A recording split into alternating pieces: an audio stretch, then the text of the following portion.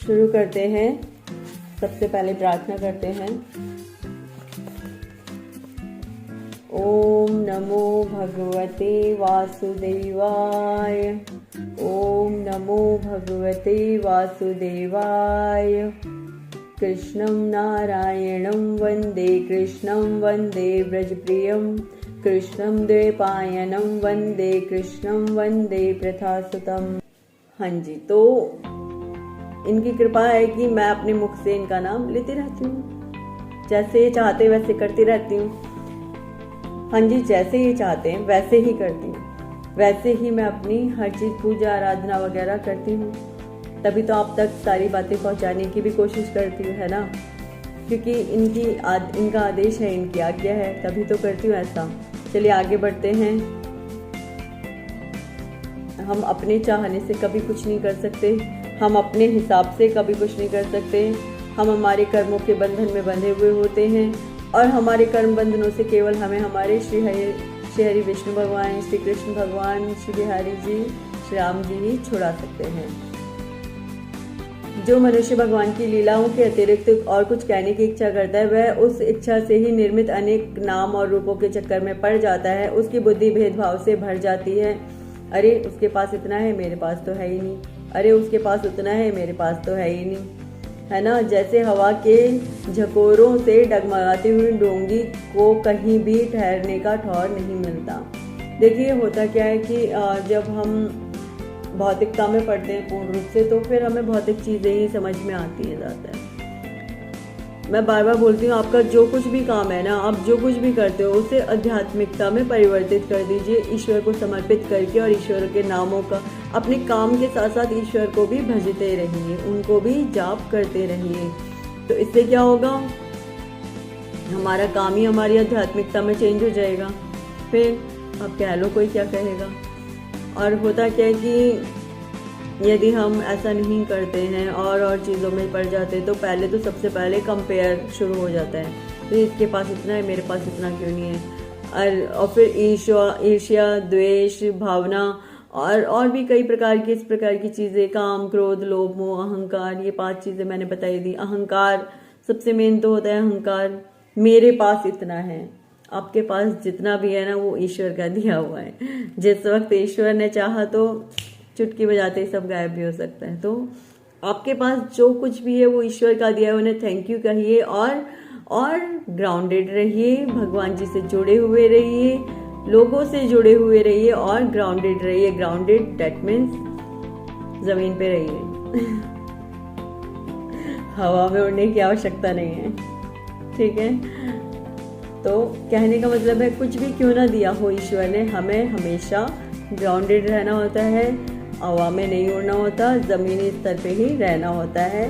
लोगों को, इंसानों को इंसान ही समझना होता है, उन्हें कुछ और समझ के बिहेव नहीं करना होता। समझ के चलिए आगे बढ़ते हैं। जैसे हवा के झकोरों से डगमगाती हुई डोंगी को कहीं भी ठहरने का ठौर नहीं मिलता, वैसे ही उसकी चंचल बुद्धि कहीं भी स्थिर नहीं हो पाती।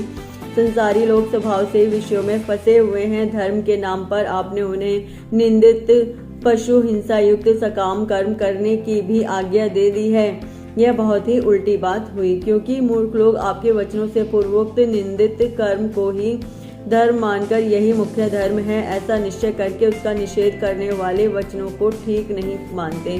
भगवान अनंत हैं, कोई विचारवान ज्ञानी पुरुष ही संसार की ओर से निवृत्त होकर उनके स्वरूप भूत परमानंद का अनुभव कर सकता है।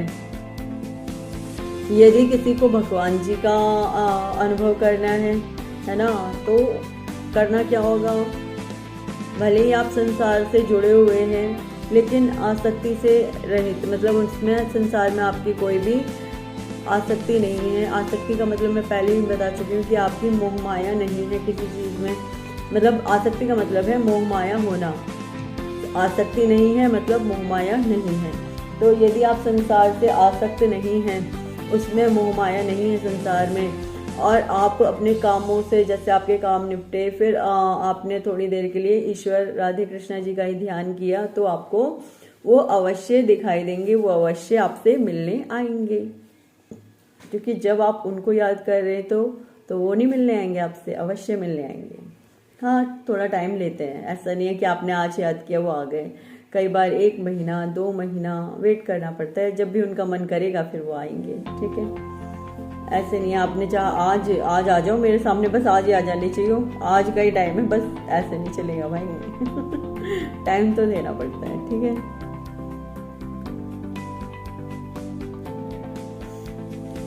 हाँ जी, क्योंकि मूर्ख लोग आपके वचनों से पूर्वोक्त निंदित कर्म को ही धर्म मानकर यही मुख्य धर्म है ऐसा निश्चय करके उसका निषेध करने वाले वचनों को ठीक नहीं मानते। अब देखिए यहाँ पर ये भी बोला गया पशु हिंसा युक्त, यानी बलि देना, ऐसे काम करते हैं और उसकी आज्ञा भी आपने दे दी है। यह भी उल्टी बात हुई, क्योंकि मूर्ख लोग आपके वचनों से पूर्वोक्त निंदित कर्म को ही धर्म मानकर यही मुख्य धर्म है ऐसा निश्चय करके उसका निषेध करने वाले वचनों को ठीक नहीं मानते। निषेध यानी मना करना। भगवान अनंत हैं, कोई विचारवान ज्ञानी पुरुष ही संसार की ओर से निवृत्त होकर उनके स्वरूप भूत परमानंद का अनुभव कर सकता है। अतः जो लोग परमार्थिक बुद्धि से रहित हैं और गुणों के द्वारा नचाए जा रहे हैं, परमार्थिक यानी दूसरों का भला करने वाले, परमार्थ, ठीक है, दूसरों के बारे में सोचने वाले, जो ऐसी बुद्धि जिनके पास नहीं है और जो गुणों के द्वारा, रजोगुण तमोगुण सतोगुण, उनके द्वारा जो नचाए जा रहे हैं, उनके कल्याण के लिए ही आप भगवान की लीलाओं का सर्वसाधारण के हित की दृष्टि से वर्णन कीजिए। भगवान की लीलाओं का, श्री कृष्ण भगवान जी की लीलाओं का वर्णन कीजिए। श्री राम जी, श्री आपके और भी कई सारे उन्होंने अवतार लिए, परशुराम जी और व्यासदेव जी स्वयं विष्णु भगवान के एक अवतार हुए। ठीक है, आगे बढ़ते हैं। और गुणों के द्वारा नचाए जा रहे उनके कल्याण के लिए आप भगवान की लीलाओं का सर्वसाधारण के हित की दृष्टि से वर्णन कीजिए। जो मनुष्य अपने धर्म का परित्याग करके भगवान के चरण कमलों का भजन सेवन करता है, भजन परिपक्व हो जाने पर तो बात ही क्या है। यदि इससे पूर्व ही उसका भजन छूट जाए तो क्या कहीं भी उसका कोई अमंगल हो सकता है। परंतु जो भगवान का भजन नहीं करते और केवल स्वधर्म का पालन करते हैं, उन्हें कौन सा लाभ मिलता है। बुद्धिमान मनुष्य को चाहिए कि वह उसी वस्तु की प्राप्ति के लिए प्रयत्न करे जो तिनके से लेकर ब्रह्म पर्यंत समस्त ऊंची नीची योनियों में कर्मों के फलस्वरूप आने जाने पर भी स्वयं प्राप्त नहीं होती।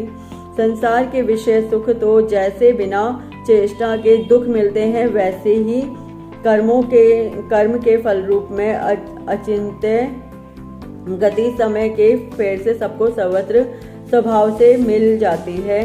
व्यास जी ने भगवान श्री कृष्ण के चरणारविंद का, व्यास जी जो भगवान श्री कृष्ण के चरणारविंद का सेवक है, वह भजन न करने वाले कर्मी मनुष्यों के समान देवात कभी बुरा भाव हो जाने पर भी जन्म मृत्यु में संसार में नहीं आता। कहने का अर्थ है कि जो श्री राधे कृष्णा जी, श्री विष्णु भगवान, श्री राम जी, इनके चरणारविंद तो एक ही है ना, इनके बारे में जो सोचता है वो कभी दोबारा, चाहे वो थोड़ा बहुत ही कर रहा है या फिर कई बार क्या होता है छूट भी जाती हैं चीज़ें, फिर भी मतलब उसे कोई हानि नहीं है। अगर कभी ऐसा भी होता है कि जैसे अब किसी ने 2-3 साल तक, 4-5 साल तक इनकी आराधना करी, लेकिन आफ्टर सम टाइम किसी वजह से छूट गई, कोई प्रॉब्लम हुई, छूट गई चीज़ें, तो भी उसे कोई हानि नहीं है इस चीज़ के लिए। मतलब ऐसा नहीं है कि कोई हानि होगी। आपने अब छोड़ी है, मान लो जैसे जन्म में आगे नहीं कर पाए, नेक्स्ट जब जन्म हुआ आपने जैसे 25% पे छोड़ी थी, तो वो आगे आपको 25% से ही ऊपर मिल जाएगी, 25% से ही आगे भक्ति करने के लिए मिल जाएगी। ऐसा नहीं है कि वो आपकी भक्ति वहाँ पर शून्य हो गई, ऐसा नहीं होगा कि आपकी भक्ति जो आपने पहले की थी वो शून्य हो गई, ऐसा नहीं होगा। आपको वापस से वहीं से ही करने के लिए मिल जाएगी। तो आप चाहे किसी भी योनि में जन्म लीजिए, फिर उसके बाद कोई भी प्रॉब्लम क्यों ना हो, लेकिन आपको श्री कृष्ण भगवान की सेवा, उनकी भक्ति अवश्य ही मिलेगी और ऐसा नहीं होगा कि आप उनकी भक्ति आपसे छूट जाएगी। ठीक है, तो आगे पढ़ते हैं। वह भजन न करने वाले कर्मी मनुष्यों के समान देवात कभी बुरा भाव हो जाने पर भी जन्म मृत्यु में संसार में नहीं आता। मतलब जो भजन नहीं करते उनके समान, वो तो बार बार इस धरती पर चक्कर काटते ही रहते हैं। लेकिन जो कृष्ण भगवान के भजन करते हैं, कीर्तन करते हैं, उनका ध्यान धरते हैं, उनके चरणों का ध्यान धरते हैं, उनकी सेवा आराधना करते हैं, उनकी पूजा वगैरह सब करते हैं, वो दोबारा इस धरती पर नहीं आते। हाँ जी, इस बुक में तो यही लिखा है, और जो लिखा है तो सत्य भी है। ठीक है, वह भगवान के चरण कमलों के आलिंगन का स्मरण करके फिर उसे छोड़ना नहीं चाहते। उसे रस का चस्का जो लग चुका है। अब किसी को रोज मैंगो शेक मिल रहा हो पीने के लिए, ठीक है, अब उससे कहो भाई नारियल पानी पी ले या चाय पी ले या दूध पी ले, तो वो क्या कहेगा, चल भाई जो मैंगो शेक मिल रहा है वो ये सारी चीज़ें क्यों पीने लगा, मैं तो मैंगो शेक पीऊँगा। हाँ, जिसे मैंगो शेक बहुत ज़्यादा पसंद है, उसे कुछ और दे दो पीने के लिए, तो वो क्या कहेगा, मैं पागल हो गया है, मुझे जो पसंद आ रही है, जो मेरे को बेहद पसंद आ रही है, तू कह रहा है उसे छोड़ के मैं कुछ और पी लूँ, क्यों पी लूँ, मैं तो वही पीऊँगा ना। तो ये श्रीमद् भागवत कथा ऐसी ही है, जिसे एक बार इसका चस्का लग जाए उसके लिए बाकी सारी चीज़ें पीछे हो जाती हैं। जिनसे जगत की उत्पत्ति, स्थिति और प्रलय होते हैं, वे भगवान ही इस विश्व के रूप में भी हैं।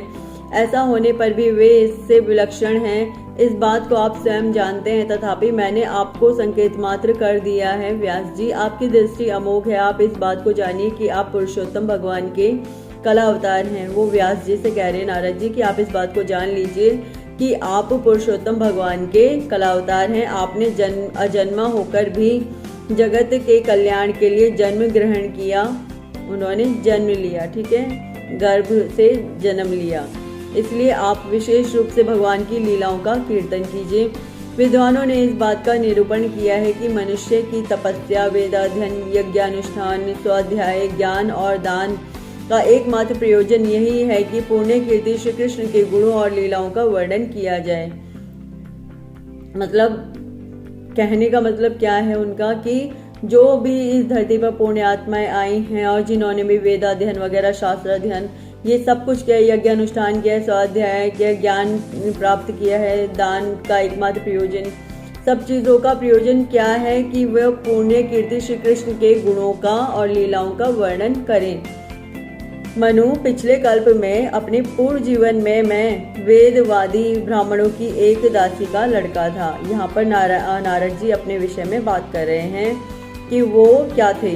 मुने, पिछले कल्प में मैं अपने पूर्व जीवन में मैं वेदवादी ब्राह्मणों की एक दासी का लड़का था। वे योगी वर्षा ऋतु में एक स्थान पर चातुर्मास्य कर रहे थे। बचपन में ही मैं उनकी सेवा में नियुक्त कर दिया गया था। मैं यद्यपि बालक था, फिर भी किसी प्रकार की चंचलता नहीं करता था, जितेंद्रिय था, खेल कूद से दूर रहता था और आज्ञा अनुसार उनकी सेवा करता था। मैं बोलता भी बहुत कम था। मेरे इस शील स्वभाव को देखकर समदर्शी मुनियों ने मुझ सेवक पर अत्यंत अनुग्रह किया। उनकी अनुमति प्राप्त करके बर्तनों में लगा हुआ प्रसाद मैं एक बार खा लिया करता था। इससे मेरे सारे पाप धुल गए। जो संत होते हैं ना, जो वैष्णव संत होते हैं स्पेशली, यदि आप उनका झूठा खा लेते हैं तो आपको पापों से राहत मिलती है, आपको भगवान का आलिंगन प्राप्त होता है, आप ईश्वर के और ज्यादा नजदीक हो जाते हैं। क्या खाने से? केवल और केवल वैष्णव संतों का झूठा खा लेने से। हाँ जी, यदि आप वैष्णव संतों का झूठा खा लेते हैं तो आप उस खाने मात्र से आपको ईश्वर प्राप्त होते हैं। समझे? आगे बढ़ते हैं। आपको ईश्वर यानी श्री राधे कृष्णा जी, श्री बिहारी जी, श्री विष्णु भगवान जी, श्री राम जी प्राप्त होते हैं। ठीक है, आगे बढ़ते हैं। इससे मेरे सारे पाप धुल गए। इस प्रकार उनकी सेवा करते करते मेरा हृदय शुद्ध हो गया और वे लोग जैसा भजन पूजन करते थे उसी में मेरी रुचि भी हो गई। प्यारी व्यास जी, उस सत्संग में उन लीला गान परायण महात्माओं के अनुग्रह से मैं प्रतिदिन श्री कृष्ण की मनोहर कथाएं सुना करता। श्रद्धा पूर्वक एक एक पद श्रवण करते करते प्रिय कीर्ति भगवान में मेरी रुचि हो गई। देखिए, पता है क्या, जैसे अब मैं इसे पढ़ रही हूँ तो मेरे बात एक मन में आई कि लोग क्या करते हैं, अब जैसे मैं ये सब चीज़ें कर रही हूँ तो कुछ लोग क्या पीछे से क्या बोलते हैं कि कुछ आता जाता तो है नहीं, इसलिए ये चीज़ें लेके बैठ गई है। हो सकता है कि उन्होंने श्री कृष्ण भगवान ने इसलिए कुछ आने जाने ना दिया हो क्योंकि उन्होंने मुझे इन सब चीज़ों में लगाना था। अगर मैं और कुछ कर रही होती, सपोज और कुछ से मतलब कोई जॉब ऐसी कर रही होती या किसी और काम में लगी हुई होती, हाँ, तो क्या मैं अपने ईश्वर का नाम ले पाने में इतनी ज़्यादा समर्थ होती? क्या मैं मेरे श्री राधे कृष्णा जी का नाम इतनी आसानी से अपने ज़ुबान पर ले पा रही होती? मुझे बहुत सोचना पड़ता हर बात के लिए, लेकिन आज मुझे नहीं सोचना पड़ता। मैं बड़े आराम से अपने इन कामों को, मेरे लिए तो ये ही अब क्या है, मेरा काम है, मेरी पूजा, मेरा प्रेम, मेरा सर्वस्व मेरे श्री राधे कृष्णा जी हैं। ऐसा सिर्फ मैं कहने के लिए नहीं कहती हूँ, ऐसा सत्य है, ठीक है। मैं अपने काम को मतलब सब चीज़ों को इन्हीं को ही समर्पित करके अपनी हर चीज़ इन्हीं के अनुरूप करना पसंद करती हूँ। जैसा ये उचित समझते हैं वैसा करती हूँ, ठीक है। आगे भी जो करूँगी वो इन्हीं के लिए होगा और इन्हीं को ही समर्पित भी होगा। आगे बढ़ते हैं। श्रद्धा पूर्वक एक एक पद श्रवण माफ कीजिएगा। प्यारी व्यास जी, उस सत्संग में उन लीला गान परायण महात्माओं के अनुग्रह से मैं प्रतिदिन श्री कृष्ण की मनोहर कथाएं सुना करता। श्रद्धा पूर्वक एक एक पद श्रवण करते करते प्रिय कीर्ति भगवान में मेरी रुचि हो गई। महामुने, जब भगवान में मेरी रुचि हो गई तब उन मनोहर कीर्ति प्रभु में मेरी बुद्धि भी निश्चल हो गई। उस बुद्धि से मैं इस संपूर्ण सत और असत रूप जगत को अपने ब्रह्म स्वरूप आत्मा में माया से कल्पित देखने लगा। इस प्रकार शरद और वर्षा इन दो ऋतुओं में तीनों समय उन महात्मा मुनियों ने श्री हरि के निर्मल यश का संकीर्तन किया। इस प्रकार शरद और वर्षा इन दो ऋतुओं में तीनों समय उन महात्मा मुनियों ने श्री हरि के निर्मल यश का वर्णन किया और मैं प्रेम से प्रत्येक बात सुनता रहा। अब चित्त के रजोगुण और तमोगुण को नाश करने वाली भक्ति का मेरे हृदय में प्रादुर्भाव हो गया था। जी हाँ, जब इनकी भक्ति हमारे चित्त में आ जाए तो समझ लीजिए आपके जो ये गुण है ना, रजोगुण और तमोगुण, ये धीरे धीरे स्वतः ही समाप्त हो जाते हैं और आपको सतगुण की प्राप्ति होनी शुरू हो जाती है। सतोगुण की प्राप्ति होगी तो कैसे पता चलेगा? सबसे पहले तो आप हिंसा करना ना के बराबर करोगे, ठीक है। दूसरा, झूठ नहीं बोलोगे, कोशिश यही रहेगी कि झूठ ना बोलूं, सत्य ही बोलूं। तीसरा, धर्म का पालन करोगे, हर तरीके से धर्म का पालन करोगे। चौथा, केवल और केवल इनके नाम जाप को या इन्हीं को ही अपनी पूरी दुनिया मानना शुरू कर दोगे। पांचवा, कुछ और ध्यान भी नहीं रहेगा इनके अलावा, इन्हीं में ही खोए रहोगे पूर्ण रूप से। खाओगे तो कृष्णा, सोओगे तो राधा रानी, उठोगे तो कृष्णा, घूमने जाओगे तो राधे कृष्णा, मतलब यही चलेगा पूरा दिन। फिर इसके अलावा महत्वपूर्ण बात, जो आजकल लोग प्याज, लहसुन, मीट मांस वगैरह खाते हैं, ये स्वतः ही बंद हो जाती है चीज़ें। आपकी इच्छा नहीं करती है कि फिर आप इन चीज़ों पे आओ या इन चीज़ों को खाना पसंद करो, आप स्वतः ही छोड़ देते हो। ऐसा नहीं है कि आपको छोड़ना पड़ेगा, आपको किसी ने मजबूर किया होगा तब आपने छोड़ा होगा। नहीं नहीं, ऐसा नहीं है, आप स्वतः ही छोड़ दोगे। और जितना हो सकेगा प्रेम से रहोगे और प्रेम से बोलोगे और अपने मुंह पर स्माइल रखने की कोशिश भी करोगे। कोशिश नहीं करोगे, वो अपने आप ही धीरे धीरे रहने लगती है। और बहुत सारी चीज़ें हैं जो ये अपने भक्तों को देते हैं। एक ऐसा ऑरा प्रदान करते हैं, ऑरा मतलब ओज, चमक आपसे जो प्रकट होती है, वो तेज भी वो आपको प्रदान करना शुरू कर देते हैं। और मतलब अपने भक्तों पर ये कृपा ऐसी बरसाते हैं, ऐसी कृपा बरसाते हैं कि भक्त के आजू बाजू के लोग भी उस भक्त के प्रभाव से भक्ति करना शुरू कर देते हैं, ठीक है। मतलब ये अपने भक्तों को एक विशेष संगति का अनुभव दे देते हैं कि अब तुम्हारी संगति से और लोग भी भक्त बनने स्टार्ट हो जाएंगे। ऐसा ये अपने भक्तों के अंदर गुण डाल देते हैं। देखिए, यहाँ मैं कोई अपनी तारीफ नहीं कर रही हूँ, जो सत्य है, जो ये करते हैं वाक्य में, मैं सिर्फ वही बता रही हूँ कि ये ऐसा वाक्य में ही करते हैं ऐसी चीज़ें। और भी बहुत सारी चीज़ें हैं। कई बार ये आपसे बातें करते हैं, आपके अंतर मन में आपसे बातें चल रही होती हैं इनकी, ये आपको बताएंगे क्या सही है क्या गलत है, और ये आपको ये भी बताएंगे कि आपको क्या करना चाहिए क्या नहीं करना चाहिए।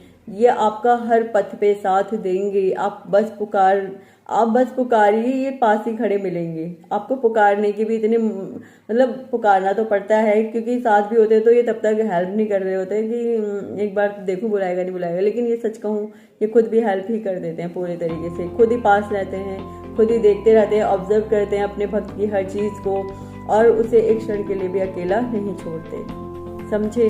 और यदि कोई बुरी शक्ति इनके भक्त का कोई भी बुरा करने की कोशिश करे तो ये अपने भक्त को सदैव बचा लेते हैं वहाँ से, उन प्रॉब्लम से।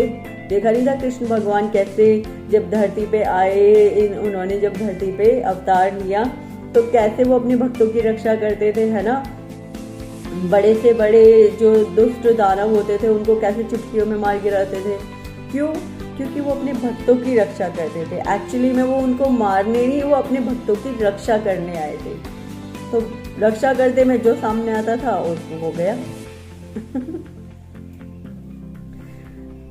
ठीक है, तो ये अपने भक्तों के लिए बहुत ही ज्यादा प्रेममयी, प्रेम वत्सल हैं और करुणामयी हैं। ये अपने भक्तों के लिए कुछ भी करने के लिए तत्पर है।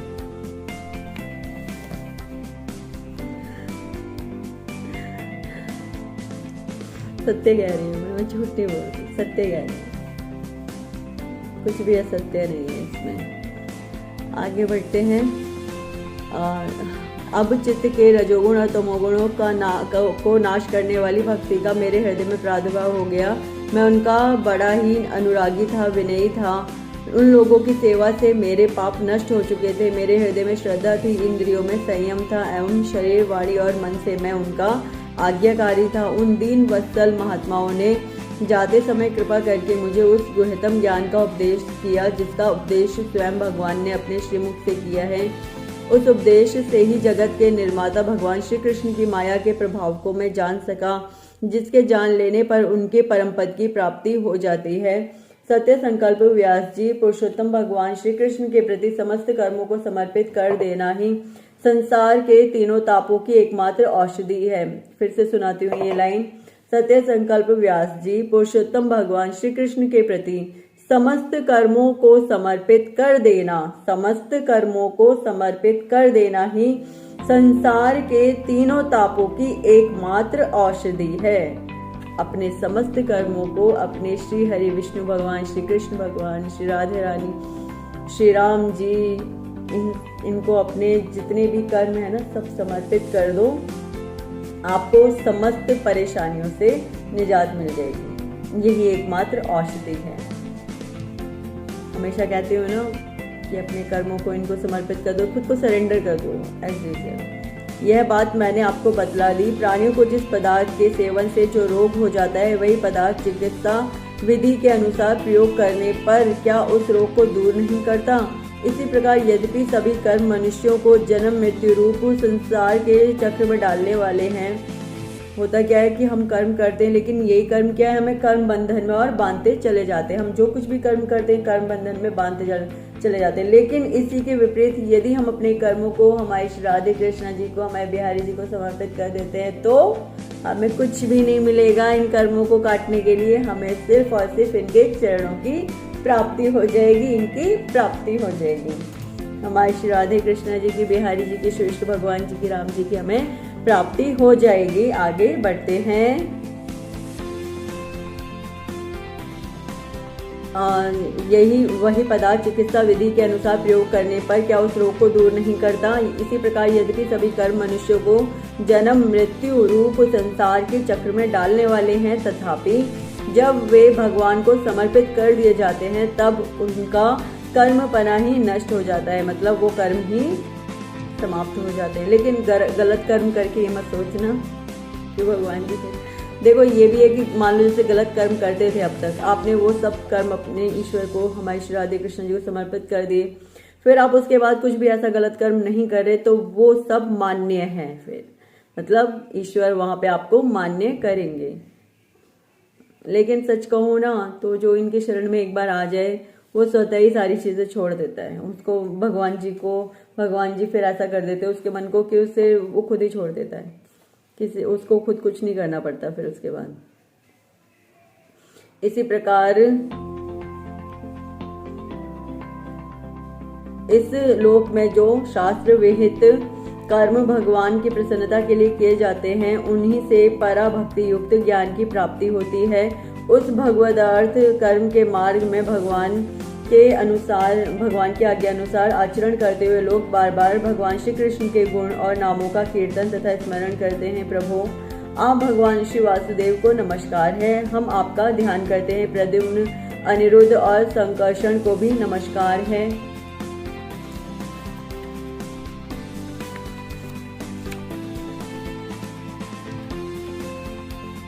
इस प्रकार जो पुरुष चतुर्व्यूह